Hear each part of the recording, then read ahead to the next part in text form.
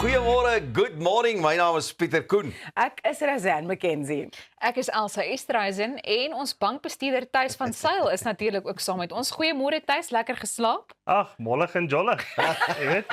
Ja, is lekker om hier te wees. Dis my absolute voorreg. Jy Ja. lyk goed. Jy lyk mooi kleurvol ook jou daar vandag. Ag, is my wintersomerslook. Ons is mal daaroor. Lekker vrolike oggend op pad hier op Goeiemôre, good morning. Daar's baie waarna jy kan uitsien in vandag se uitsending. Ons kuier saam met die dames van die Mommy Club van die Hoofstad. Akteurs Zayn Mias en Simone Neutling kom gesels oor hulle nuwe teaterproduksie en kickboxer Celeste Leroux kom gesels oor haar voorbereiding vir die WKU World Championship wat in Duitsland gebeur. Nou baie belangrik, onthou, jy kan saamgesels. Skandeer net die QR-kode wat nou op jou skerm verskyn en stuur vir ons 'n boodskap. Al wat ek wil weet is, maar waar is ons nou? Ons is hier. Ons is hier, Chom. Daar sê baie dankie. Man, ek gaan sommer ons Thys sal jy nog inlig oor daai netjie. Ek sien jy staan nou net daar verslaat en verwonderd, ewe mollig en jollig staan hy. En hy wonder wat aangaan. Luister, ek gaan sommer vanmôre se oggendpraatjies afskop met 'n baie interessante ene.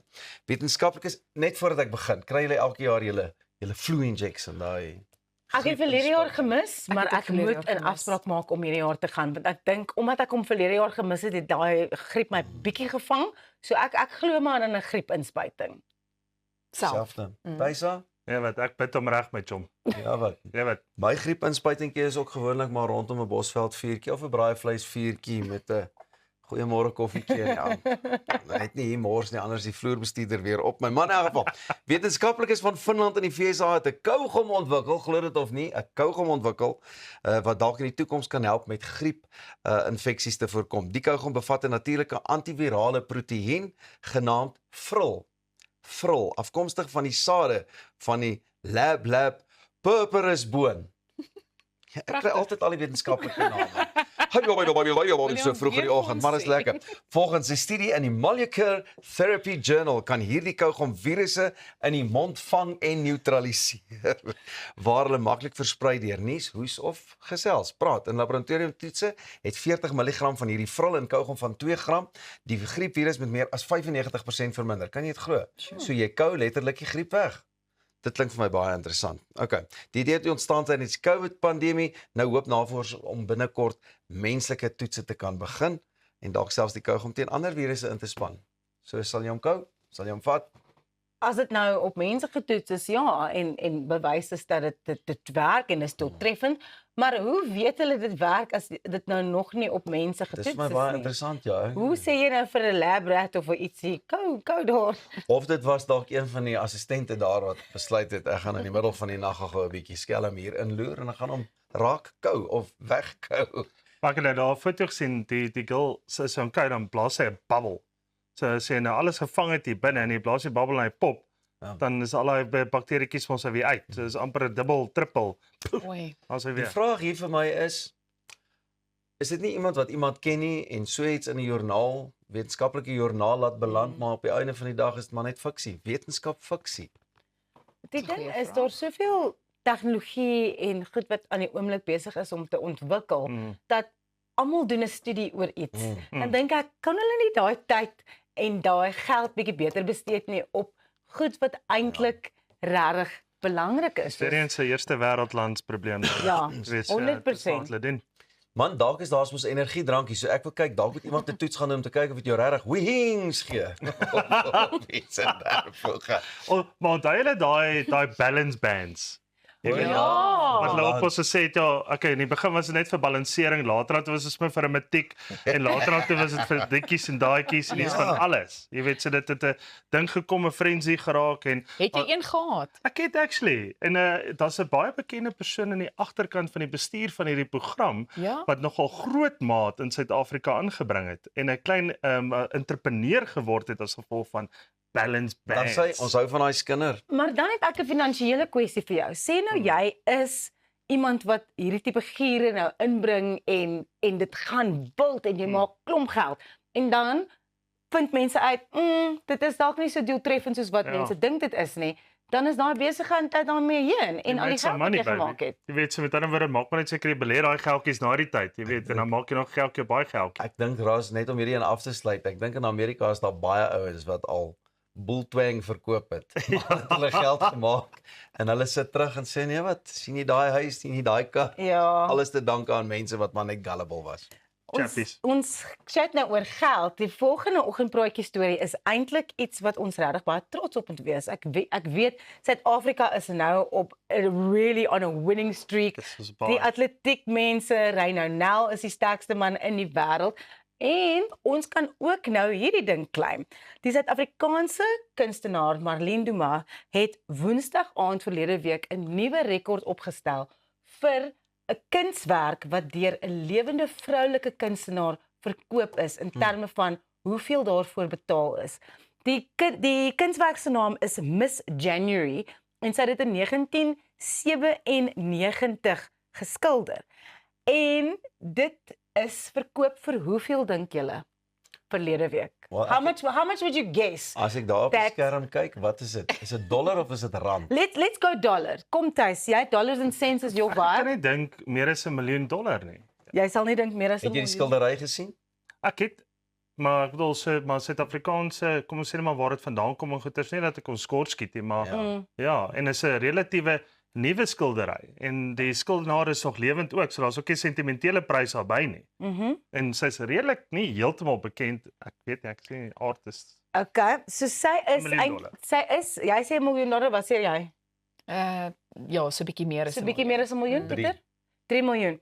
So sy is nogal redelik bekend in die kunswêreld. Sy is nou in Holland gebaseer en hierdie stukkie kuns was in 'n versameling van 'n paartjie, Mira en Don Rebel. Hulle het dit meer as 20 jaar gelede gekoop. Dit is verlede Woensdag verkoop vir $13,6 miljoen. Ag nee. $13,6 miljoen.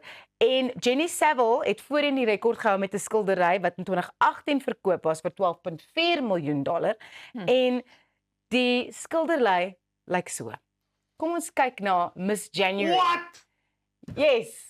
That right there is $13.5 million that someone spent on a painting. And I think we can be really proud. It's a South African female artist now holds the record for the highest price paid for a piece of art. Dis nou baie moeilik en dis 'n baie fyn lyn. Ek het vroeër in die week of verlede week het ek mos gesê van kuns kan ek nie altyd verstaan nie. En ek sal graag wil weet wat maak hierdie so besonder? Ja.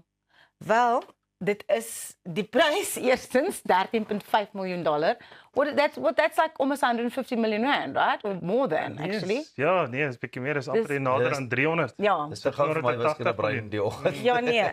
So dink jy so 'n ding is 'n goeie belegging? Kyk onthou daar is plek vir dit in jou beleggingsportefeulje, so definitief ja. Kuns, well done. kuns. Well done. Dit 'n goeie bly whisky. Interessant. Wat sê Altyd jy welkom. Thys? Dit 'n goeie whisky. Nou maar daar, het jy dit. Ons laat dit vir eers daar en gesels net hierna verder, maar onthou ook dat jy ons op sosiale media platforms kan gaan volg en dit sluit in Facebook, Instagram en X. So maak seker jy volg ons daar.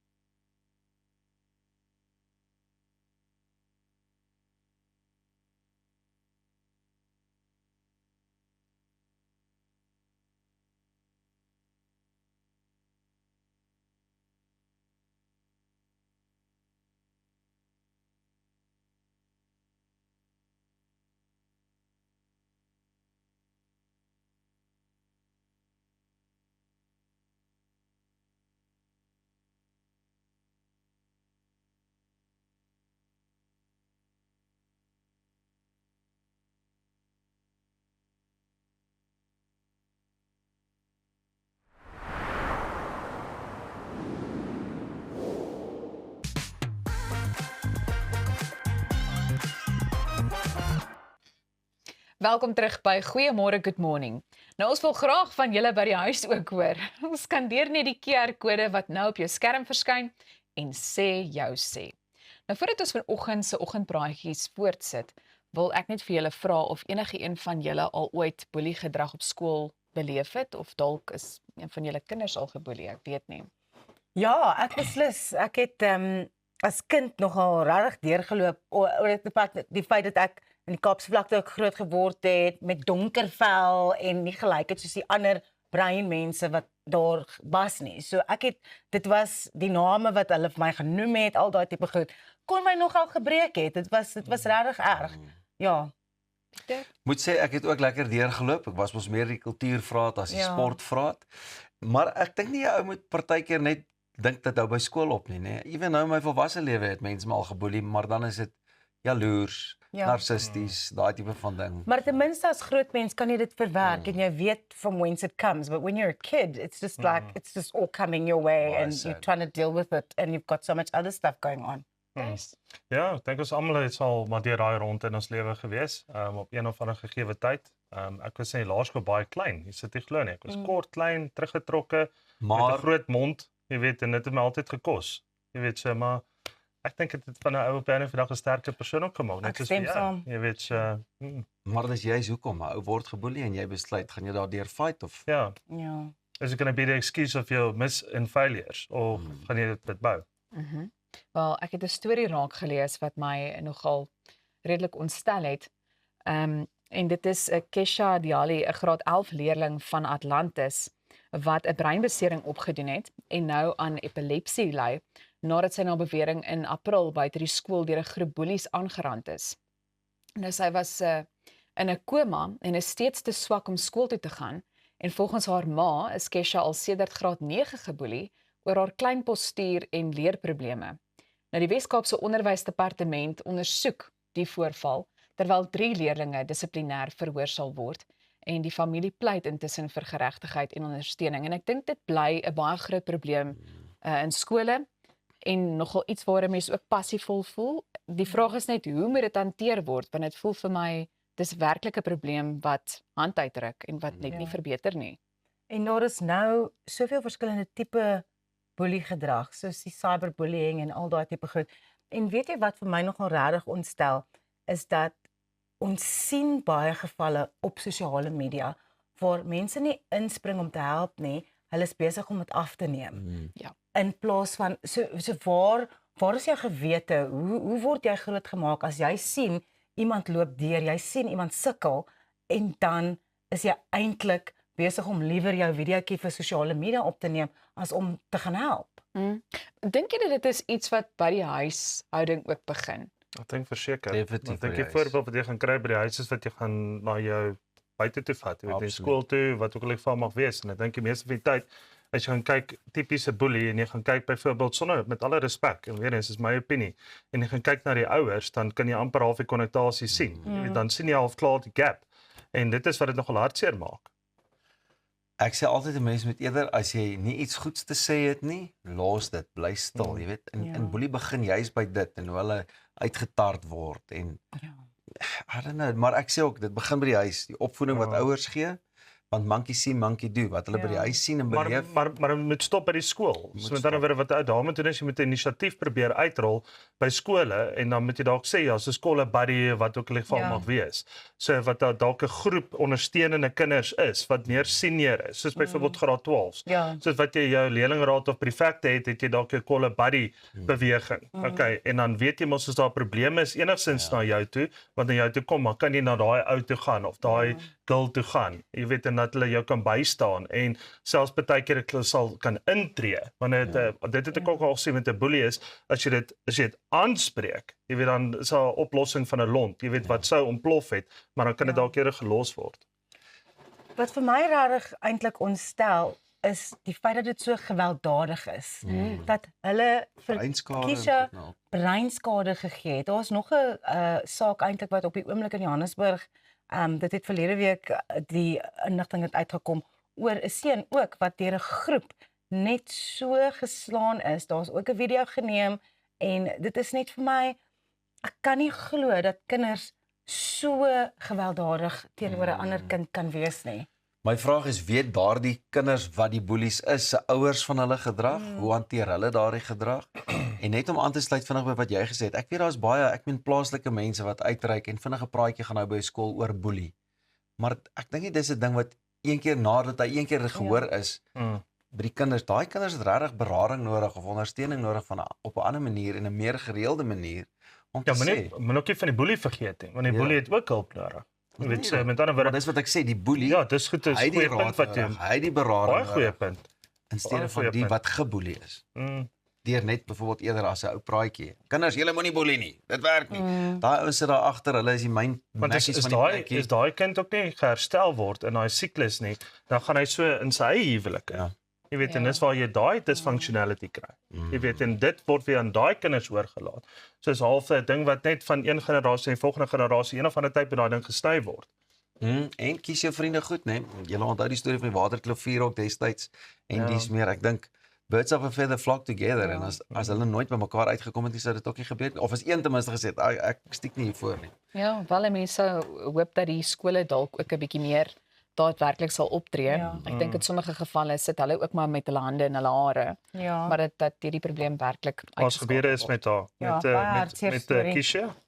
Ons probeer is met haar. Ons hoop Kisha kry die hulp wat sy nodig het. Onthou julle kan ons volg op sosiale media by Goeiemôre Good Morning. Bly ingeskakel want net hierna gesels ons met Zayn Meas en Simone Neethling oor hulle nuwe teaterproduksie.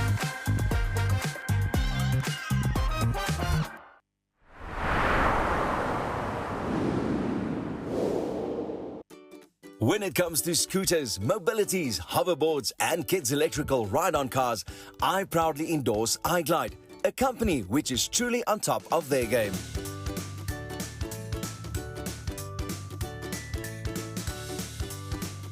With a vast array of quality products, a fully equipped repair center, warranty and after-sales service guaranteed, iGlide is the #1 choice. Contact them today at iglide.co.za. Jy kan maklik duisende rande op goeie kwaliteit verf spandeer. So waarom nie in 'n goeie kwaliteit verfkwas of roller belê nie? By Hamiltons innoveer ons al sedert ons bestaan in 1811. Ons word vertrou deur die kundiges en aanbeveel deur topverfvervaardigers. Gehalte gereedskap vir 'n gehalte afwerking. Vra vir Hamiltons by jou hardewarewinkel. Hamiltons, vir die perfekte afwerking. Die ideale man is baie soos die perfekte stoel. Sterk, betroubaar, hard waar hy moet wees en sag op al die regte plekke. Enkanda vervaardig kwaliteit handgemaakte meubels plaaslik. Stylvol, modern en trots Suid-Afrikaans. Kom tuis met Enkanda. For almost a century, Stiebel Ultron has been the leading brand in electrical water heating. Engineered in Germany, our hot water heat pump is 80% more energy efficient than conventional geysers, using only 500 watts to heat 300 liters to up to 65 degrees Celsius. It can be connected to your solar PV system to save even more energy. Contact Stiebel Ultron today to discuss your needs, and our certified partners will guide you through installation, handover, and maintenance. Stiebel Ultron, comfort through technology.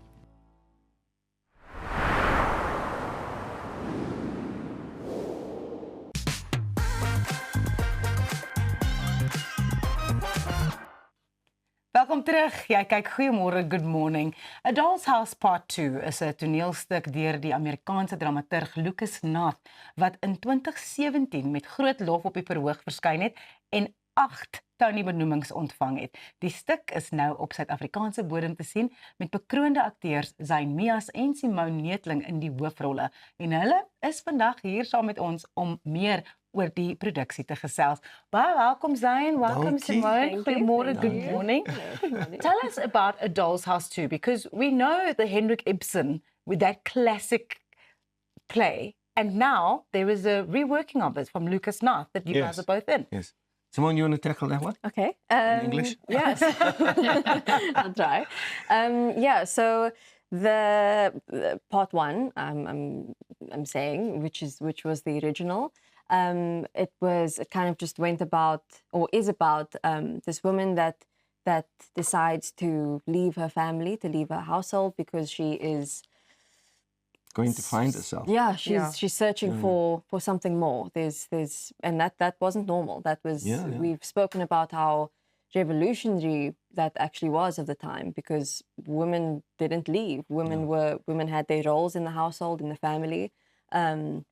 So it was quite a big thing for her to decide to get up and leave her household. Ja. Jy weet, dankie Simon, dit is pragtig. Omvattende. Vroueregte is mos nou 'n groot ding. Rosanne en Elsie, hulle weet mos nou. So die toneelstuk gaan oor wat is vroue se regte, veral in 'n huwelik, en is dit so moeilik dat mense sal dink as jy trou, word jy gekoop. Veral in 'n Afrika samelewing, jy weet, met Lebola en hy tipe goed, dit is nog 'n interessante ding. Maar ons doen dit glad nie in 'n, ek weet een van die vrae wat julle gaan vra, hoe het ons dit meer Suid-Afrikaans gemaak? Ons het glad nie. Ons het die toneelstuk gevat net soos hy is en ons het hom gespeel, want baie mense ken die oorspronklike Henrik Ibsen ene. 'n Vrou loop weg van haar familie en haar kinders en haar man. Ongehoord, jy weet, dit word net nie gedoen nie. Jy is veronderstel om swanger, kaalvoet in die kombuis te wees, jy weet, en hier wil die vrou haarself gaan vind. Ons play, Dolls House Part 2, is nou 'n hipotetiese stuk wat sê, wat gebeur as sy nou moet terugkom? En dis presies wat Lucas net geskryf het. Die vrou kom terug na 15 jaar, sy vind uit, na 15 jaar het 'n man haar nie geskei nie. En sy soek nou die egskeiding. En sy kom terug.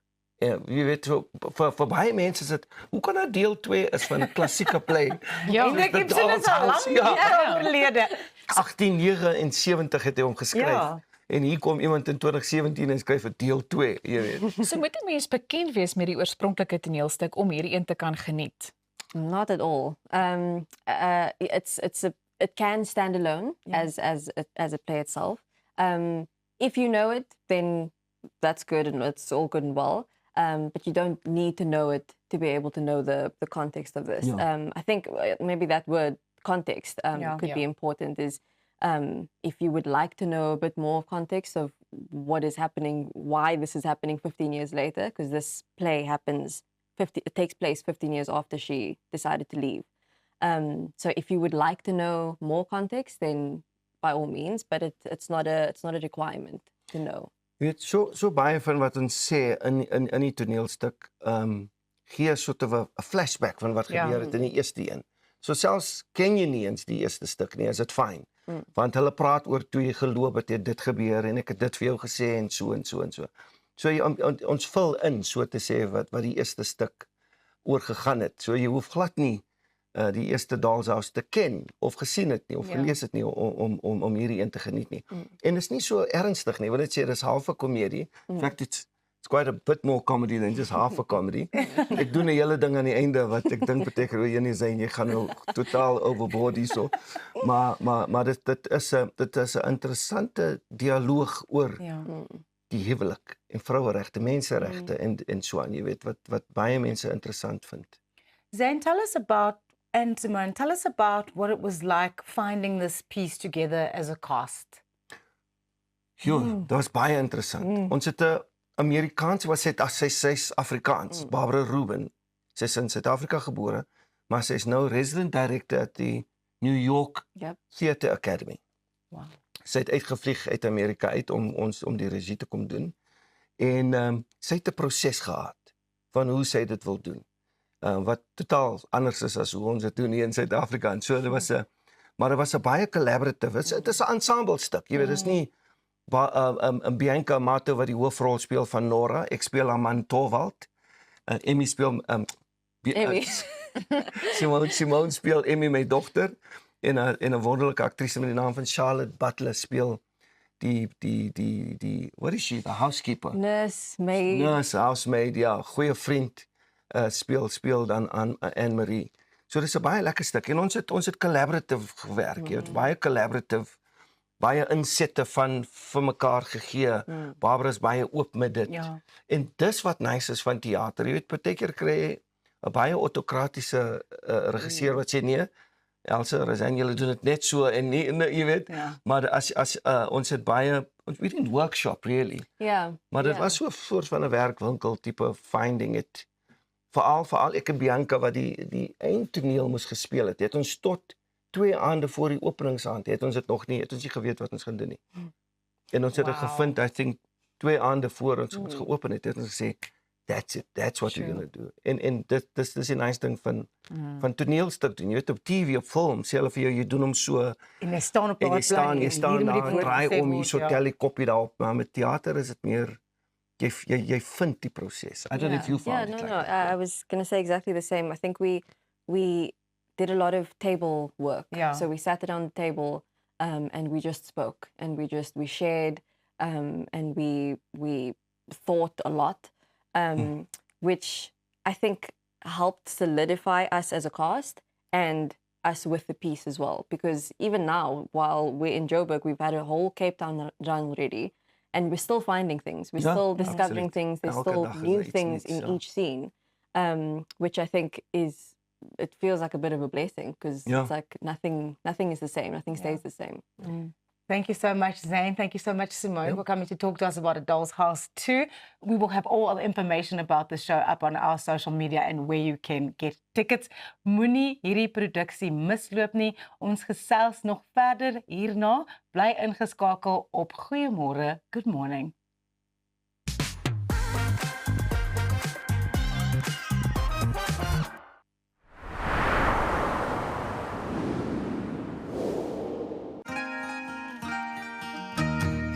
Do you want to make an impactful change? Empower and uplift your community to better the lives of the less fortunate.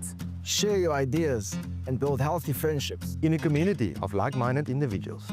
My favorite thing about Roundtable is making a difference in others' lives. Actually building something for a community. The friendships that you've made, it will last you a lifetime. Join Roundtable Southern Africa at roundtable.co.za and make your impact today. Dink aan jou inkomste as hierdie skapie se wol en hierdie skeermes. As jou huisverband, karskuld en as stygende lewenskoste afkom, bly daar nie veel oor nie. Jy kan nie 'n skaap verder as die vel skeer nie. Moenie dat skuld jou keel afsny nie. Kontak Skuldhulp vandag en ons sal namens jou met jou krediteure onderhandel om jou bates en waardigheid te beskerm. Skuldhulp, Afrikaans, regverdig, professioneel. Los jou suster se hare uit. Ek soek 'n ouma. En ek soek 'n vakansie. Nee! Word jou daaglikse inkopies effens onmoontlik? Jy kan so sê, ja. Besoek Urban Foods se webtuiste en bestel jou kruideniersware en smaaklike voorafverpakte maaltye aanlyn. Ons is oop 6 dae 'n week en lewer binne 24 uur af. So maklik is dit? So maklik los ons al jou probleme op. Wel amper almal. Besoek www.urbanfoods.co.za vandag nog. Start your personal skincare journey today with Skin Miles, an online skincare and makeup store with over 100 brands and more than 3,500 products that have been clinically tested and that delivers on every promise. Skin Miles offers you personalized advice and service from leading skincare professionals, including Dr. Alec Nikolic, a renowned specialist in aesthetic medicine, to curate a bespoke skincare journey for every individual. Visit www.skinmiles.com. Skin Miles, your personal skincare destination.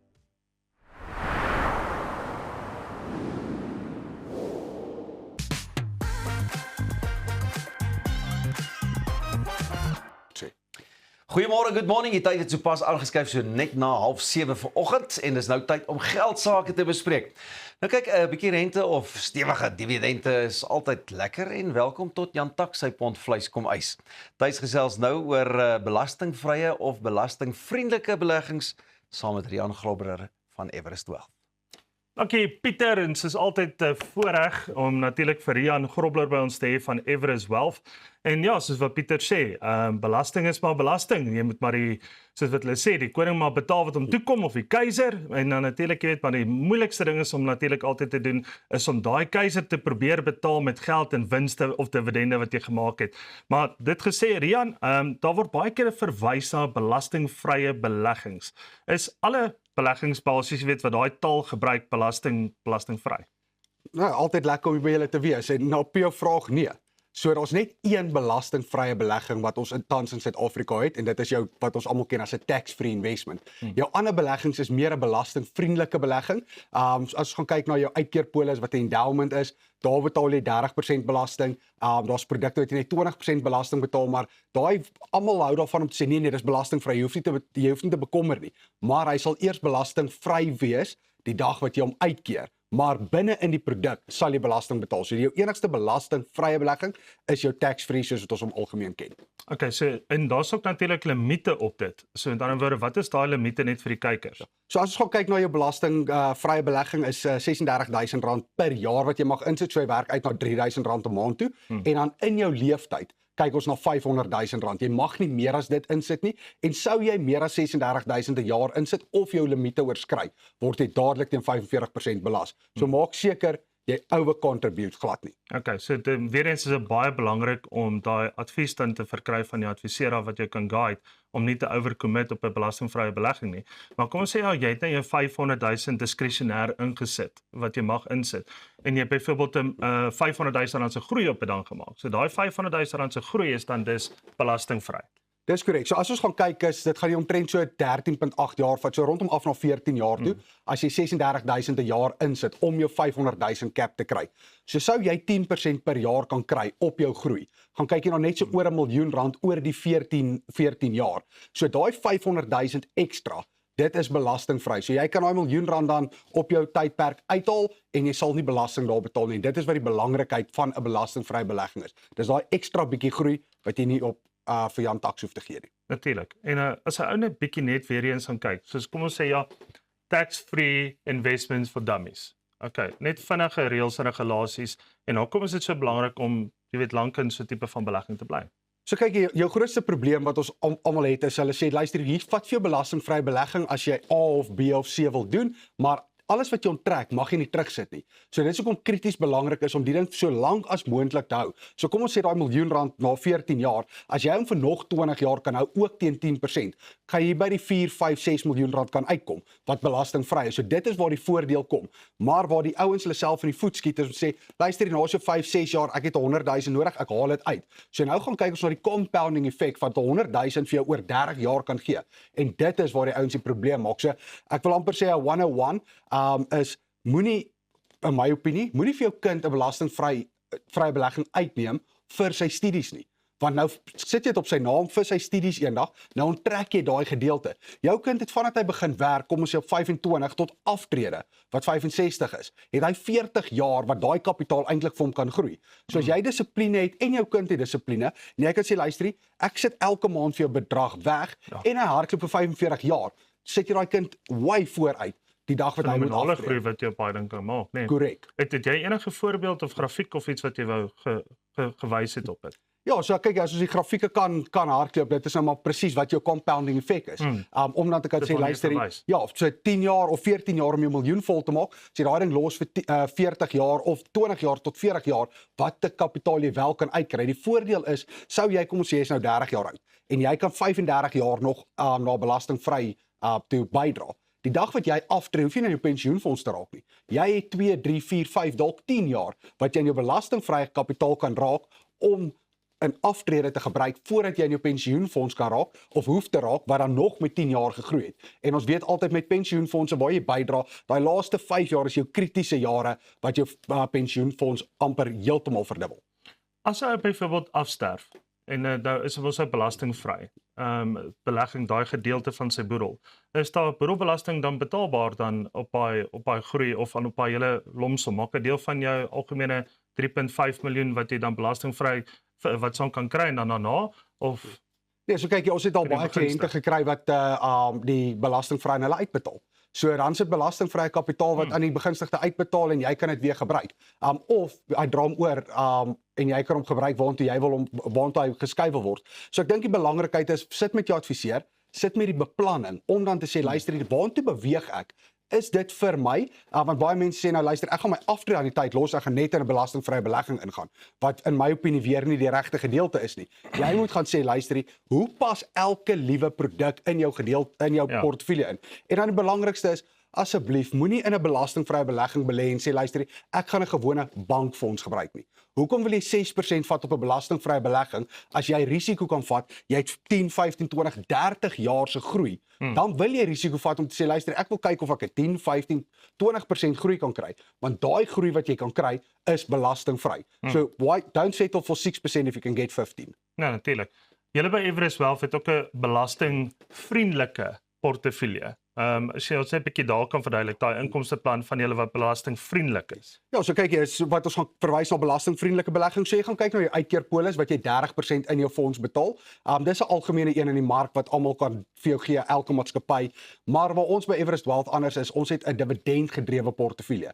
So enige inkomste in hierdie portefeulje word as 'n dividend uitbetaal. So die voordeel daar is 20% belasting wat in 'n persoonlike hoedanigheid. Sou jy die belegging doen in 'n maatskappy, word daai inkomste belas teen 'n 0%. So tussen Suid-Afrikaanse maatskappye betaal jy 0% belasting wat dit nog meer voordelig maak. So jy moet gaan kyk wat vir jou in jou portefeulje inpas en dan om te sê luister, jy gaan belasting betaal, sorry. Jy gaan. Maar hoe doen jy dit in 'n belastingvriendelike manier om nie teen 45% belas te word, sou jy oor jou kerf wees in terme van rente nie. Ag man, Rian, weer eens, so insiggewend en ek waardeer jou baie en sien uit na volgende week se praatjie. Dankie. Dankie.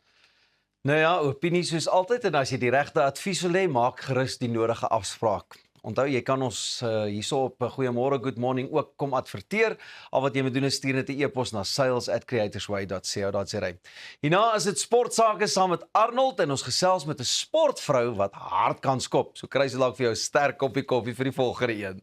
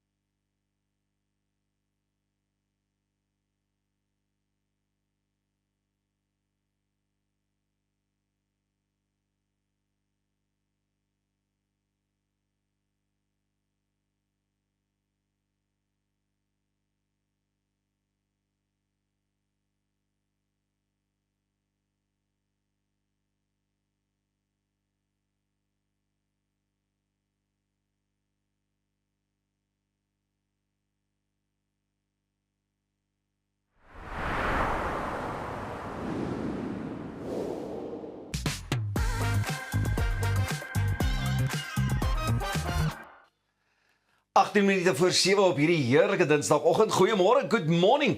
Nou ja, op 31 Oktober gaan Celeste Leroux geskiedenis maak. Luister mooi, sy gaan geskiedenis maak want sy gaan die eerste Suid-Afrikaanse dame wees om vir die wêreldtitel te beklei by die opkomende World Kickboxing and Karate Union Wêreldkampioenskap wat vanjaar in Trier, Duitsland sal plaasvind.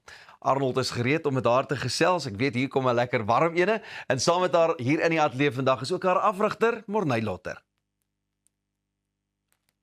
Goeiemôre en good morning to you, wherever you may be. Nice to have your company. En vir julle twee ook, Morney en Celeste, welkom. Lekker om julle saam met ons te hê. Celeste, ek sien jy het begin as 'n 11-jarige in taekwondo. Ja. Wat het jou aangetrek daartoe eerstens? Ek het maar groot geword met boks. My oupa was 'n bokser en ons het baie boks gekyk. So ek wou dit nog altyd baie graag doen, maar daar was nie regtig geleenthede waar ons gebly het vir jong meisies om boks te doen nie.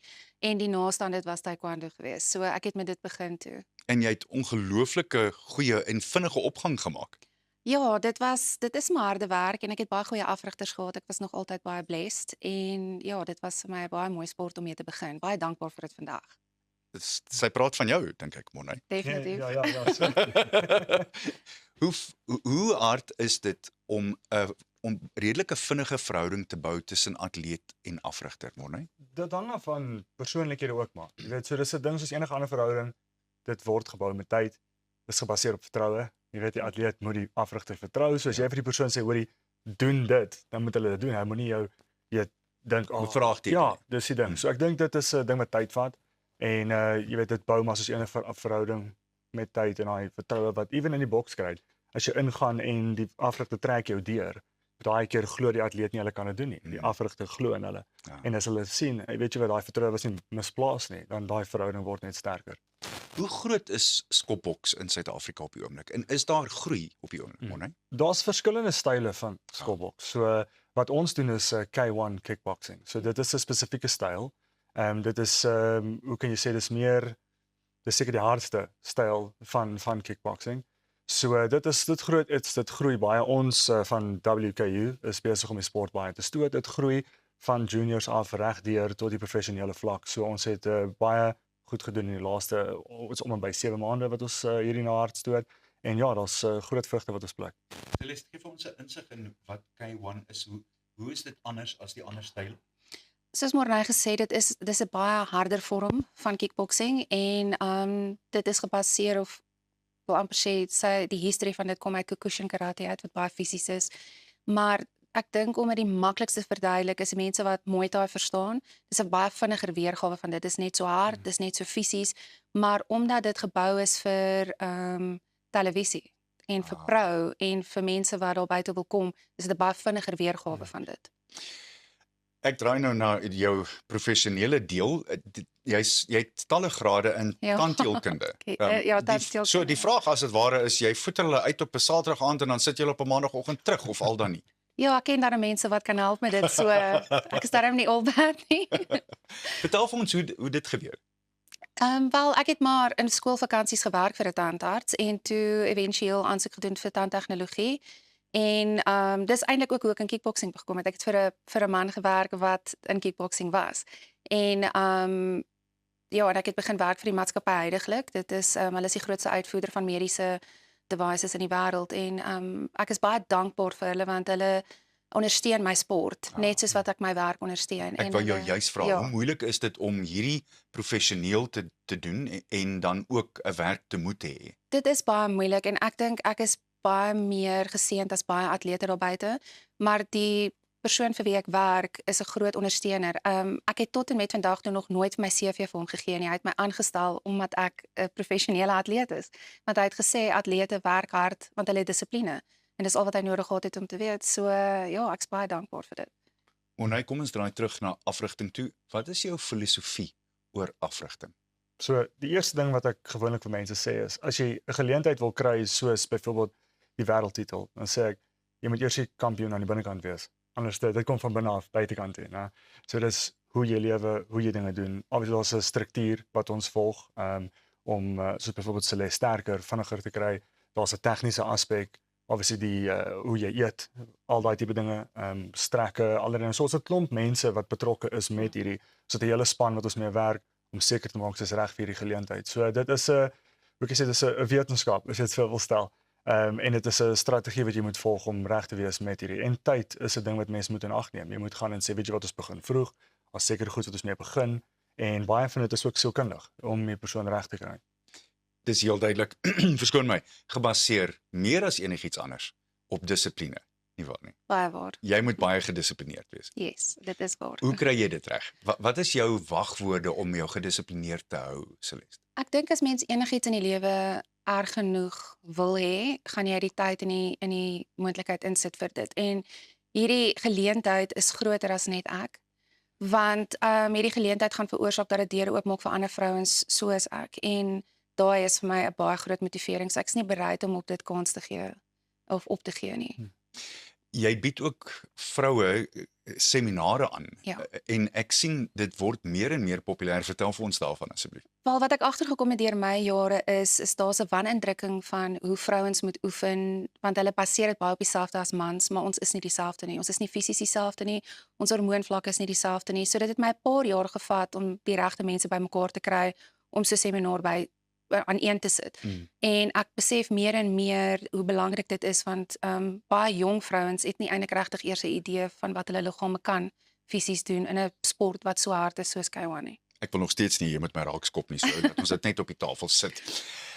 Ek wil baie graag by jou hoor, Monay, hoe gaan die voorbereiding, want dis nog 'n entjie in die pad af, dis 31 Oktober. So een van die groot goeters wat meeste atlete en afrigters voorwerk is om by 'n piek uit te kom.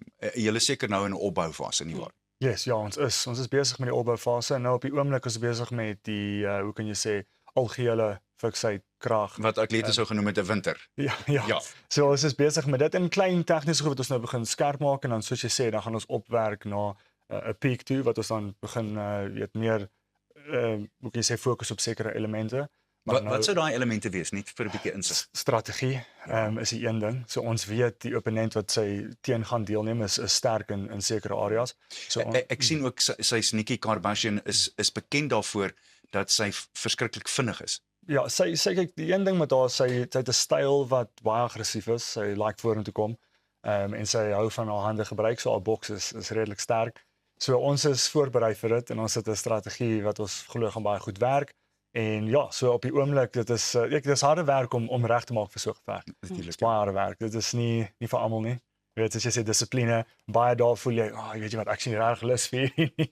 Jy weet, dis jy het jou word on jou law daar, soos alles. Jy weet, en ek dink dit is 'n ding net om te kom tot hierdie punt. Ek bedoel, Celeste doen dit nou al, ek bedoel, dit is baie jare wat sy hierdie tipe sport doen. En soos of jy sê, soos enige atleet sou vir jou sê, dis so. Ja. Jy weet, en om my dissipline te hê, om die hele tyd fokus te bly, dissipline te bly, is 'n ding wat baie respek verdien. Dit is nie vir almal nie. En dis die wonderlike ding, dink ek, van afrigter en atleet. As die een op is die ander gewoonlik af en andersom. En so kan julle mekaar help, nie waar nie? Dit is baie belangrik. Ek dink nie enige iets van hierdie sou moontlik gewees het sonder Morney nie. Want soos jy sê, daar's daar wat jy in jouself nie glo nie. Jy het 'n baie slegte aand gehad in oefening en hy is die een wat vir my gesê het hierdie is moontlik en ek vertrou hom en ek glo hom. So ek weet ons kan hierdie doen. Onlangs het Adrian van Wyk die Suid-Afrika of die wêreldtitel hier in Suid-Afrika gewen. Neem ons net terug soontoe en hoe dit gebeur het. Ek dink die beste persoon is eintlik Morney, okay, daar te verduidelik, maar ja, Adrian was die eerste persoon vir WKU in Suid-Afrika wat vir die mense gewys het wat Suid-Afrika tot in staat is. En weer eens, ek dink nie dit sou moontlik gewees het sonder Morney nie. Ja, Adrian se geveg was dit was 'n groot oomblik vir Suid-Afrikaanse K1. Dit was vir die intercontinental titel, so hy het 'n ou gefight van Ghana af, wat 'n sterk atleet was. Hulle albei, ek dink dit was hulle alkeen het net een of twee losses. Dit was 'n baie goeie fight. En soos ek sê, dit was goed vir ons land. Wat Adrian gedoen het was goed. En soos ek sê, kampioen is nou in Suid-Afrika, so nou moet hy dit verdedig.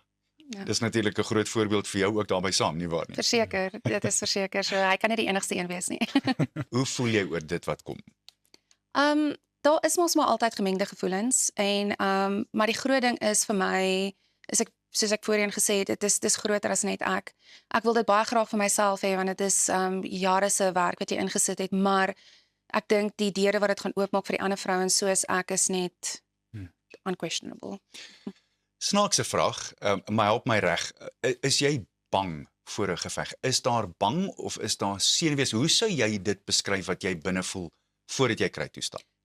Dit is snaaks, dit is baie op en af, maar daar's altyd adrenalien, daar's maar altyd 'n mate van vrees. Ek dink enige iemand wat in die geveg is wat vir jou sê hulle is nie bang nie. Ek dink nie hulle praat 100% die waarheid nie. Want jy gaan in 'n kruit in met iemand wat daar is om jou fisies te wil seermaak. Hulle wil jou seermaak, ja. En so daar is 'n mate van vrees, maar ek moet sê my vrees is gewoonlik meer in ek wil nie die mense wat my gehelp het om tot daar te kom ooit teleurstel nie. So vir my is dit baie belangrik om dit nooit te doen nie. Ek dink ook 'n vraag baie keer is hoekom doen mense dit? Ja. Ja, dit is interessant. So ja, ek bedoel daar's redes ek wil vir jouself hoekom Ek dink meeste mense wonder hoekom 'n vrou so iets sal doen want dit is so fisies en hulle sien dit half as amper as gewelddadig. Maar dit het ook my lewe gered. Ek meen ek was aangeval in die huis en dit was ongelooflik hoe ek myself kon verdedig en ek sal vir enige vrou aanbeveel jy hoef nooit deel te neem aan kompetisies nie. Dis nie vir almal nie. Maar kry 'n manier om jouself te verdedig en dit wat dit doen aan jou persoonlikheid en jou confidence. Jy kan dit nie inruil vir enigiets nie. Briljante advies. Monay en Celeste, baie dankie vir julle tyd. Hier by die 4de, 5de November as julle terug is, dan verwag ek om 'n wêreldkampioen in die bank te hê. No pressure. Okay. Nee, no pressure. Julle gaan ons kom sien. 100%. Uitstekend. Pieter, alles joune. Nou ja, toe baie dankie Celeste. Heel kalm hier op die bank, maar mat, ek wil nie saam met jou in 'n kruit inklim nie. Net hierna gaan ons verder gesels. Rosanne gesels met die sterre van the Mummy Club van die Hoofstad. Jy wil nie hierdie ene mis nie, bly net waar jy is. Ons gesels nou weer verder hier op Goeiemôre, good morning.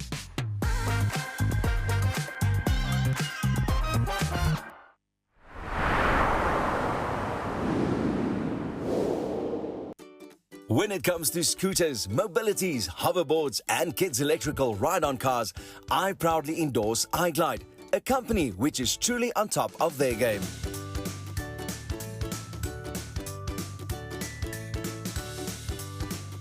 With a vast array of quality products, a fully equipped repair center, warranty and after-sales service guaranteed, iGlide is the #1 choice. Contact them today at iglide.co.za. Weekends are there for you. To braai a chop, to enjoy the game, and all those other things. From mowing the lawn, removing grime, rust-proofing the braai, and even refinishing the bath. Rust-Oleum's wide range of products will get the job done, so you can get back to enjoying the things you love. Rust-Oleum, we've had your back since 1921. Om 'n voertuig te finansier kom met baie voorwaardes, maar Refinance 'n Car bied motorfinansiering met voordele. Het jy vasgeteken op 'n hoë rentekoers? Wil jy die terme van jou lening herstruktureer? Wil jy geld teen die boekwaarde van jou voertuig leen? Of kort jy finansiering op die koop van 'n privaat voertuig? Refinance 'n Car het 'n oplossing vir jou. Refinance 'n Car, motorfinansiering met voordele.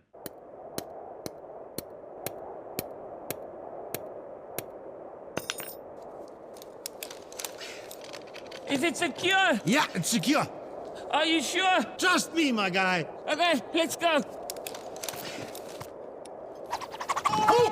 Don't let your investment slip through your fingers. Invest with a partner you can trust. Everest Wealth, the power of consistency. As ek vir Appel in een woord kan opsom, legend. Hy's talentvol. Hy's lief vir diere. Alle diere. Hy is 'n jagter. Hy ry altyd die coolste bakkies. En by sy shows ek sou wat wou gee om in sy skoene te staan. Hier sal jy boer.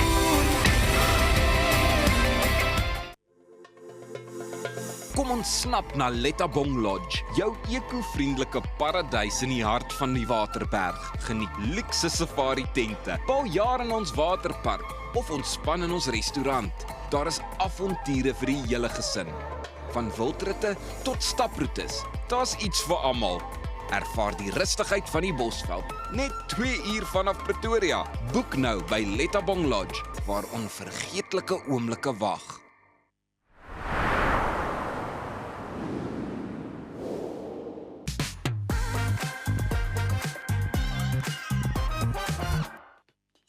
Welkom terug by Goeiemôre Good Morning. Daar is een reeks wat Suid-Afrika op die oomblik aan die praat het. The Mommy Club van die hoofstad. Ek kuier vandag met 'n paar van die sterre van die werklikheidsreeks, Louise Paulsking, Tessa Toulouse en Johanri Johnson. Baie welkom. Goeiemôre Good Morning julle. Goeiemôre. Ek kan nie oor my hart kry hoe mooi julle lyk om 3 minute voor 7 nie. Was 'n mission. Maar dankie dat julle hier by ons kom kuier het. Almal wil elke week die episodes kyk en sien wat die sterre van die Mommy Club aanvang daai week. Kyk julle dit ook en hoe ervaar julle dit wanneer julle dit kyk? Want julle dit nou al 'n jaar terug geskiet. Ja, ons kyk dit. Heel eerste ding in die oggend op 'n Vrydag. Jy vergeet soms wat daar gebeur het en as jy dit kyk dan voel jy eintlik verrykend want jy besef hoe baie jy gegroei het in 'n jaar. En vir my is dit maar nog steeds entertaining om vir myself te lag op kamera. Ja, en nou, ons sien nie wat hulle op hulle eie doen of hulle diaries nie. So jy dink jy's fine met hierdie girl en dan sien jy daai en dan sê sy ietsie van jou en dan ekskuus. Dit is nogal eintlik die ergste vir my van alles. Is om te kyk wat mense sê in hulle diary cams. Ja, en ook al die scenes, ons weet ook nie van al die scenes nie. So baie keer gaan drink hulle 2 koffie en ek het nie daarvan geweet nie. Yes. So jy sien dit nou vir die eerste keer. So jy weet nie wat het die ander gedoen nie. Wat vir my die show so genotvol en vermaaklik maak is die feit dat julle daar's nie 'n filter nie. Julle is so snaaks, julle is so skerp, veral in daai diary cams. Is dit soos 'n situasie waar julle voel julle kan net sê presies wat julle wil? Because I feel like there's no filter, which makes for great TV. Especially you. Ja. Well, I must say, ek het nogals net my hart uitgepraat. Ek is iemand wat my 6de sintuig nogals trust en ek is verbal, maar dit kom nie van 'n lelike plek af nie. I'm just going to give my opinion and it is what it is in the end of the day. Ek het gehoop dat dit verrykend ook sal wees vir iemand om my opinie te hoor en dalk nie net dit te vat en dit om te draai in iets wat dalk lelik kon gewees het nie. Ja. En ons werk met so 'n professionele span. Soos die mense met wie ons gewerk het, is regtig amazing. Ja. Hulle is die beste in hulle veld. So hulle weet hoe om jou gemaklik te laat voel. Hulle weet hoe om daai uit jou uit te kry wat jy dalk nie wil sê nie en dan weet hulle hoe kan hulle dit uit jou kry. Ja, verseker. En jy is soos die Mrs. Nice Guy op die show. Ja, maar daar is 'n daai cam hier en daar waar jy lekker skerp raak. Ek love dit. En dan hierdie vuilmondjie baie keer dan kom hy ook maar uit. Ek dink ons almal gaan reflect en sê die taalgebruik gaan ons definitief van werk. Maar jy weet as dit op bietjie heated raak dan kom dit net uit. Maar dit is so die meeste van ons praat as ons nou eerlik gaan wees. Exactly. Dan wil ek ook sê daai eintlik is my volgende punt is dat you also multifaceted. Dit is nie net 'n eendimensionele portret wat die program van julle skep nie en dit is ek dink hoekom mense soveel aanklank by die show vind. Mamas is nie net een ding nie. Mense wil relate. Ek dink jy is nie altyd jou beste self nie. Jy word soms geïrriteerd wakker en die lewe druk maar. So om reël en raw te wees, wys vir mense dat daar is hoop en die son gaan weer skyn.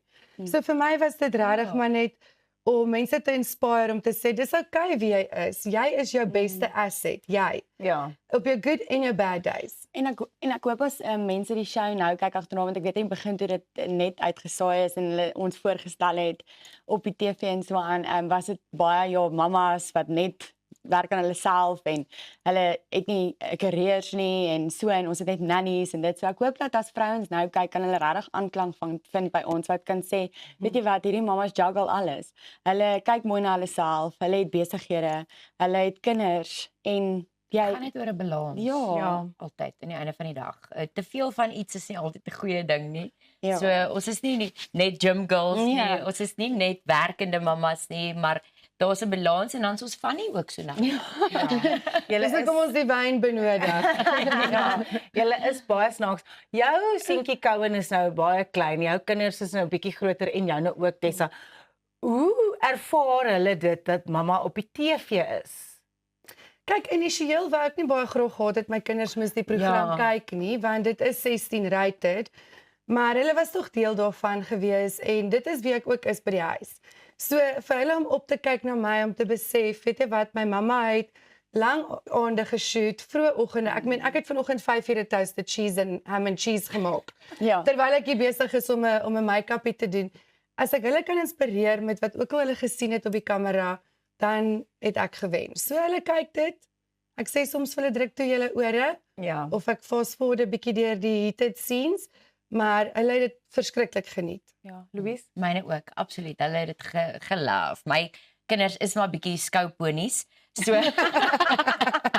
hulle like 'n stukkie opdres en hulle hou van aandag, maar se kinders.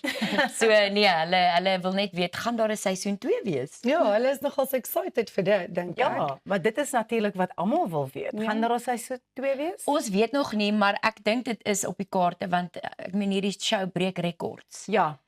En ons het dit nie verwag nie. Ja. Het jy dit nie verwag nie? So ons hoop so. Ons Ja. hoop regtig dat daar seisoen 2 gaan wees. So ja, kom ons kyk. Daar's Kyk wat unfinished gebeur in die- business. Ja, daar is. Ons moet dit uitsorteer. Daar's regtig nog 'n klomp goed wat moet gebeur. So ek dink Showmax sal slim wees as hulle 'n tweede seisoen Ja, daar's nog uitbring. baie wat ons wou deel en wat ons wou wys wat die kameras nooit gesien het. Ja. Ja, en Rosa, jy het net vra oor die kinders. So my seentjie was baie klein daar. Ja. So hy was nog nie eers, hy was 10 maande oud gewees toe ons geshoot het. Hy word nou 2, oor 2 maande, so hy's nou baie verbal. En hy's nou, julle almal weet hoe is 2-jarige. So hy sal my sien en hy sal homself sien. En dan wys hy en dit is baie cute hoe hy eintlik reageer. So hy het daar eintlik nie geweet soos hulle kinders eintlik wat aangaan nie. Eendag gaan ek hom wys. Ja. Julle het regtig die ligte uitgeskiet met hierdie program. Dit het Showmax se rekords gebreek in Afrika en ek dink een van die groot redes daar agter is die produksiewaarde. Die show lyk ongelooflik. Julle lyk almal net so mooi, maar selfs die skote en hoe dinge bymekaar gestel is. Hoe was die proses om saam met daai span te werk waarvan jy nou gepraat het om te sê so ongelooflike span? Hulle het dit vir ons maklik gemaak. Hulle het Want julle is gewone mense, julle lyk so supersterre, maar julle is gewone mammas. So ek wat gewoonlik op sulke stelle werk as 'n make-up artist behind the scenes, weet hoe dit is. En ek moet vir jou sê, van oral waar ek al gewerk het, was dit die mees professioneelste span. Hulle sit jou op jou gemak. Hulle maak dit net maklik en hulle wys vir jou. Soos kyk hoe mooi lyk jy. Soos okay, cool. Ja, hulle laat jou gemaklik voel. Daar was nie een keer wat ek gevoel het hulle was oordonderend of voorsêerig nie. Hulle het ook nie vir my enigsins ooit iets gesê wat ek moet sê of hoe ek moet optree teenoor 'n situasie nie. En dit is waar ek baie respek vir Pascal en Lia gehad het ook is hulle was baie authentic geweest. Hulle het ons elkeen op 'n manier die kans gegee om ons beste self te wees. En jy kan sien soos die episodes aangaan, vergeet ons van die kameras. Ja. Want ek en Louise sê, wie wil nie op 'n maandagmiddag 12 uur wyn drink nie? Ons het ons beste lewe gelewe. Ons het baie, daar was baie wyn gedrink toe ek wel kon begin drink het. Ja, want jy het natuurlik die fiksheidskompetesie Eerste gehad. ruk was maar moeilik geweest. Ons kon nie saam met hulle almal lekker eet en kuier en goed nie. Ons moet nou the elephant in the room aanspreek. Daar's 2 mammas wat nou nie hier is vandag nie, Ansu en Crystal. Maar julle kan seker of mense kan seker sê julle was so 'n bietjie van 'n alliance, veral by Ansu se 30ste.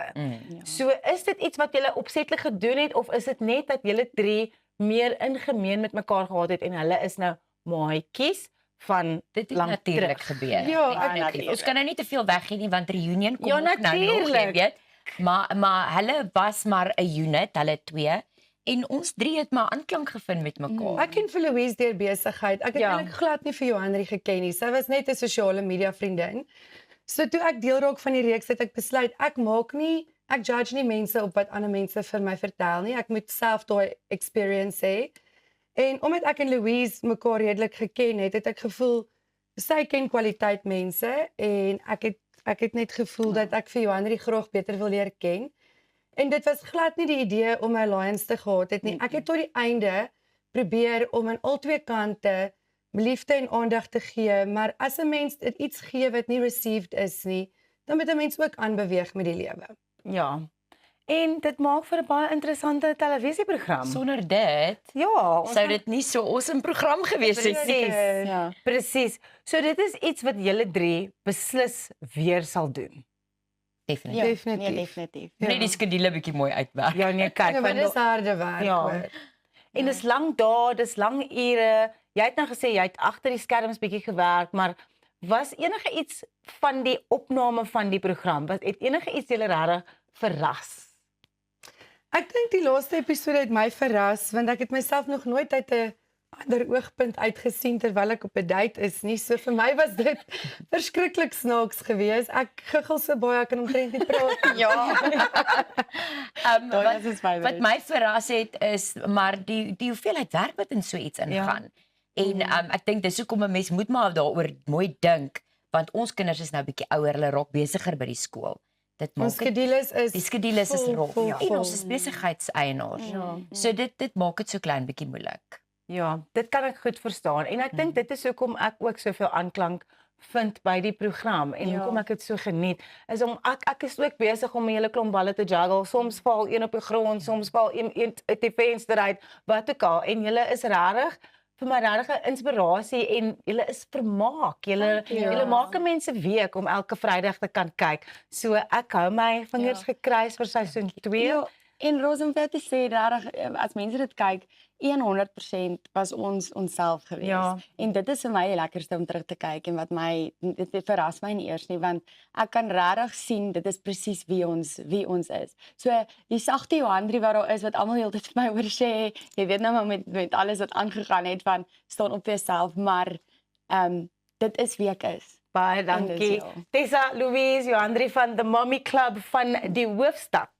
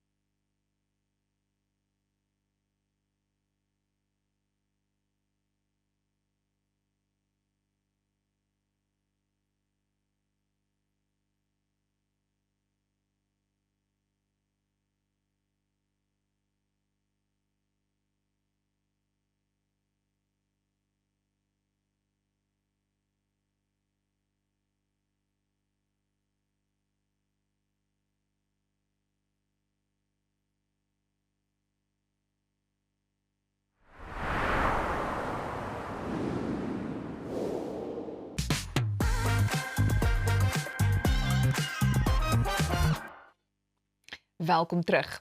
Sandile Mkhize is 'n inspirerende Suid-Afrikaanse atleet wie na 'n lewensveranderende ongeluk in 2013 krag gevind het deur sport en deur sy deelname aan die Wings for Life World Run 'n kampvegter vir insluiting geword het.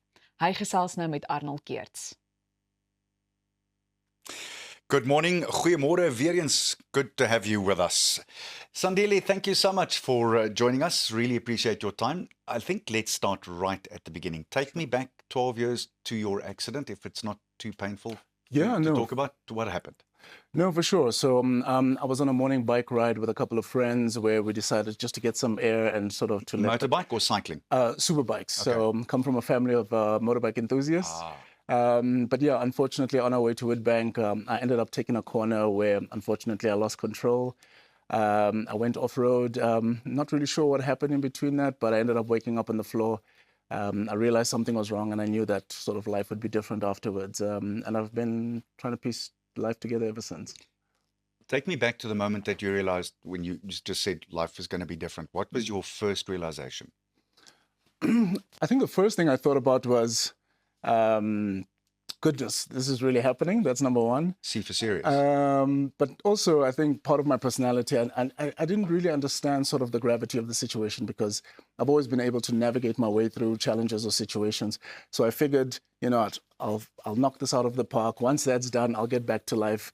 But unfortunately, it wasn't that easy. But for better or for worse, it's shaped me to be a better person and a better human. So kind of grateful for the trauma, but I wish the lessons were learned differently.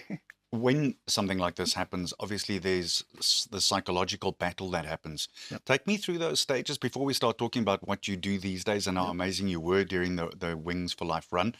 How did you get through that initial stage where there must be anger and there must be disappointment and understanding that it's never going to be the same again? Oh, 100%. I'll be the first to tell you that I'm not a product of my own doing. I'm very fortunate to have a very supportive community in terms of my friends and my family that never really allowed me to dip into any dark spaces. But also, I think there's a bit of, you know, I'm a bit of a rebel and a troublemaker. So I won't necessarily allow anything to sort of like stop me from certain things that I would like to do. And I think that has helped me sort of laugh through my nightmare rather than be consumed by it or overwhelmed by it. So were you always this positive and this bubbly and this up? It depends on the tax season. But no, I've tried to never look at life too seriously. I think one of the sobering reminders, unfortunately, that comes with tragedy is that, you know, people, we forget, we live once. And we really only have one shot at this life. Whether you believe in an afterlife or reincarnation, who you are right now, it'll never happen again. So I try to make the most out of that and count as many blessings as I can throughout the process. Nou daar is 'n stukkie filosofie wat mense baie lank pad kan vat, ek is seker. Let's talk about when you discovered that you could move in a way that made you an athlete again. Oh, it was incredible. So I grew up playing all sports, right? Cricket, rugby, even made Craven Week. I don't know how I did that, but yeah, I was very lucky. You played Craven Week rugby? Played Craven Week rugby. What position? Outside centre. Okay. Outside centre and fullback. Brilliant. So I've always enjoyed sort of team sports. So I'm a T5 complete paraplegic. And what that means is that I'm paralyzed from the nipple line all the way down. So I have no feel or function. So people forget, like with a spinal cord injury, it's not really the injury by itself. You know, you have to relearn a lot of things again, getting dressed, washing yourself. And, you know, once I started participating in sport, I kind of sort of framed it mentally as a mental playground in a sense of like, you know, trying to figure out what can my body do, what can't it do?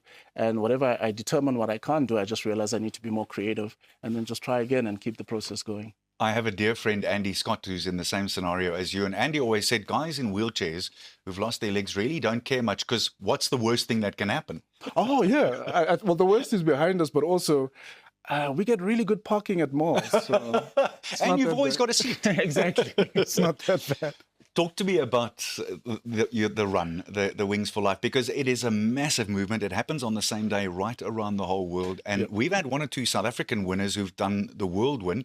Talk to me about your experience of it completely changed my life. And I know sometimes it may sound hyperbolic to say so, but I do think mentally I was in maybe not the best of spaces in 2016 when my therapist at the time told me about the race.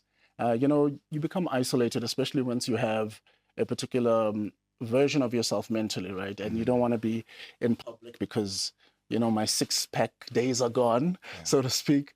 But being surrounded by people that not only look like you, but also a community of people that are there to support you. And the whole importance of the race is to raise money for spinal cord research, to find a cure. And for me, that has sort of given me, that extra purpose to sort of keep going and to live well and to try to live by example as well. Whether I benefit from this cure or not, it's immaterial. If just the next kid who happens to have an injury doesn't have to suffer the way that I did, it makes it all worth it for me. Christopher Reeve went through the same thing, and he was probably one of the people that started that kind of thinking very early on. Where is the research as far as that's concerned, as much as you know? Oh, yeah, no. We've made some incredible advancements in the last 5 years. For example, there's been a couple of people who have actually had spinal cord injuries and have actually walked the first couple of meters of the Wings for Life World Run in different places of the world. Awesome. So being able to fund these things is extremely important, and finding different ways. So it's been good. Sandile, it's such a pleasure, and I've learned a lot from you. I love your positive attitude. Thanks for coming in. We really appreciate your time. No, I appreciate it as well. Thank you. Thank you. Elsa. Baie dankie Arnold. Wat 'n inspirerende jong man. Nou ons kuier net hierna verder, so maak seker jy bly ingeskakel. Ag en ek hoop jy het al 'n volgende koppie koffie gereed, want is nog nie die einde van die program nie. Net hierna 'n baie interessante onderhoud wat gaan volg. Jy is by Goeiemôre, good morning.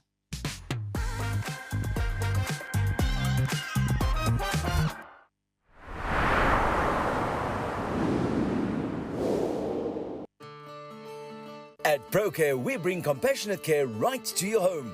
With tailor-made care packages ranging from 8, 12, 24 hours to full living services, we ensure that your comfort, dignity and well-being are always our priority. Whether you need short-term assistance or round-the-clock support, trust ProCare for reliable professional care that fits your individual needs perfectly. ProCare, where care feels like home.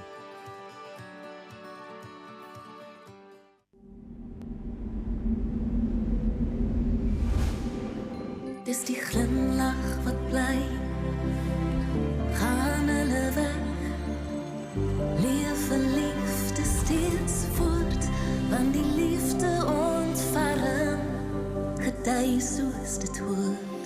Wanneer 'n geliefde heen gaan, behou ons nog altyd die liefde. Afbob, ons is hier vir jou. Die ideale man is baie soos die perfekte stoel. Sterk, betroubaar, hard waar hy moet wees en sag op al die regte plekke. Enkanda vervaardig kwaliteit handgemaakte meubels plaaslik. Stylvol, modern en trots Suid-Afrikaans. Kom tuis met Enkanda. I lost my mum a few years ago. It was the lowest I'd ever felt. And when you're in that space, it's really hard to get out of it until something pulls you out of it. And for me, it was Enzo. He filled an empty void. He filled an empty space. And when he came into my life, he made my life soft-hearted. There's nothing that I wouldn't do for Enzo, and that's why we picked Dotsure. For wholehearted pet insurance, go to dotsure.co.za. Whether your style is trendy, classic, or whether you are more practical, with an impressive range from classic gold to colorful fashion pieces, Hallmark has been providing quality timepieces at affordable prices for more than 30 years. Hallmark has a style for everyone and every occasion. Leave your mark with Hallmark.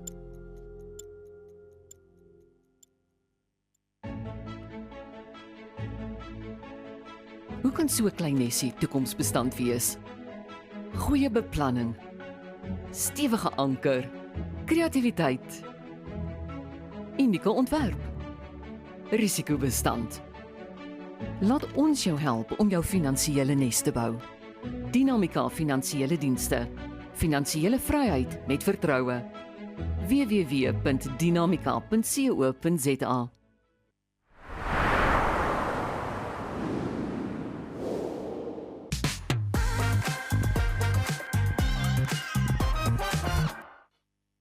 Marlowe and the Moon Maiden, the captivating Cirque theatre production at the Cirque in Cresta, blends acrobatics, comedy and heartfelt storytelling.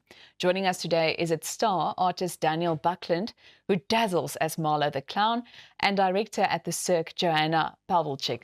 Welcome to both of you. Thank you very much for having us. Now, the show is described as Cirque theatre, so can you explain to us exactly what that means? So our company is The Cirque. So we are a contemporary Cirque theatre and a training facility. We train people in the aerial arts. So we don't do traditional circus. You won't see any animals. We don't really delve too much into sort of juggling and that kind of thing. All our work happens in the air. We do work on other productions as well, but this is one of our first bigger productions where we have married the aerial arts with theatre, with singing and dancing and everything in one beautiful mix. What is the show about? Do you want to take it away on that one? Yeah, so it is obviously directed by the brilliant Janice Honeyman, who's got a storied history in South African theatre. And her unique brand of like fun, playful, audience interactive, mischievous comedy, and quite physically based, which is quite nice for me, is on show the whole time. And it follows, Joanna spoke about this circus being a contemporary circus, so no lions and tigers and all of that. It's moved into something more theatrical and more magical. But this, in a way, is a lens into the past, into the back in the days where there was a giant tent that would come Boswell Wilkie and station itself outside your city or town, and there'd be like an injection of magic into that town for a short time. And Janice lived through those days and wanted to create a little time portal into those circuses, humble circuses with grand visions who come into a town. And it's about a sad clown who is beaten up by Yato Craft. I get whipped a lot. Yeah. And what are some of the standout moments in the show? You were just saying you get whipped a lot. Let's hear what else. That's a standout moment. So the ability to play lots, and that manifests a lot with the audience interaction. For me, coming from a theatre circus background, to see what the circus artists can do is constantly awe-inspiring. And I've been working with the Cirque for a while now. But every single time there is a new quality to the trick, a new amazing trick. So for me, I do have a story about that. Go Well, so I'm the photographer always. So in every show, I'm in the audience. So I love all the little moments, like the gasps, the laughs, all those unexpected reactions. And there was one, it was actually opening night, where it was Claudia doing her pole act, and she really runs around the stage, and it just lifts super fast and high. And this person who was sitting right in front just started having palpitations. They were freaking out because they were just like, oh my gosh, she just flew into the air. And I love that moment. And I think that's what Daniel's also trying to say, of that wow factor just never ceases to wow. Yeah. And what is the toughest part of blending physical stunts with emotional storytelling, and how do you manage that? Well, you're the expert there. I suppose it's a lot of people go, here's a bit of circus, here's a bit of story. Now we're taking a break from story to do circus, and a break from circus to do story. And what's beautiful about Janice's work and the Cirque's work is they try to and achieve basically taking the circus work and telling story with it, and using the things like the stakes that the performers are literally risking life and death, and there is magic, and they're defying gravity and finding beauty up in the air in the impossible areas, and use that to tell stories, to convey character, so that when things happen in the air, it's because the story needs those stakes. So that is the challenge of never just doing one, never just doing story or circus, but making them the same thing. Yeah. Joanna, what are you hoping that audiences are going to take away from Marlowe and the Moon Maiden? I mean, it's a really beautiful story, and I think it's just relatable to anybody of any age. The themes that go throughout, it's about believing in yourself. It's about being happy where you are, not always looking where the grass is greener on the other side, believing in your own strengths and your own personality shining through. And I think that's something that can relate to someone who's 8 years old or 70 years old. You know, I think we've all been through that at some point in our lives. And I think people will take that away. And also I think it'll be it's great. What we really want to achieve is that everyone just comes away with that feeling of like, I just went to the circus. Like I just went to that warm, fuzzy feeling that you get when you just experience something incredible and magical. Yeah. How long will the run be and where can we find tickets? So we're on until the 15th of June. You can get tickets at our website, which is www.cirk, that's CIRK.COZA. We've actually got a Friday special running for tickets, so that's a great one to get in on. We only have a few weeks left, so definitely worth getting those tickets right now. And we will also be at National Arts Festival this year, so if you're in the Makanda area, come see us there as well. Wow, it's just so brilliant to know that this kind of magic is still happening. You know, the arts sometimes do suffer a little bit in terms of funding and people being interested in it. So thank you so much for coming to chat to us on Goeiemorgen, Good Morning, Daniel Buckland and Joanna Pawelczyk. Thank you. Thanks. Onthou, jy kan jou besigheid op Goeiemorgen, Good Morning adverteer. Stuur net vir ons 'n e-pos na sales@creatorsway.co.za. Gaan volg ons ook op sosiale media. Al ons agter die skerms goedjies is daar. Ons sien julle môreoggend weer om 6:00 regstreeks op Via.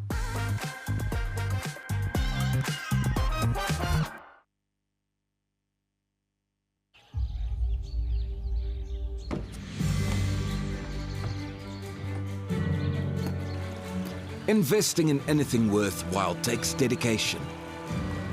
It takes patience. It takes discipline, and it takes time. At Everest Wealth, we understand that there are things you would rather spend your time doing. Everest Wealth, while you do life, we take care of business. Avontuur wag daar buite. Nuwe ervarings. Natuurskoon. En vuil voete. Kuier om die kampvuur. Deel visvangstories. En selfs 'n paar spookstories. Tentco, jou volgende avontuur begin by ons.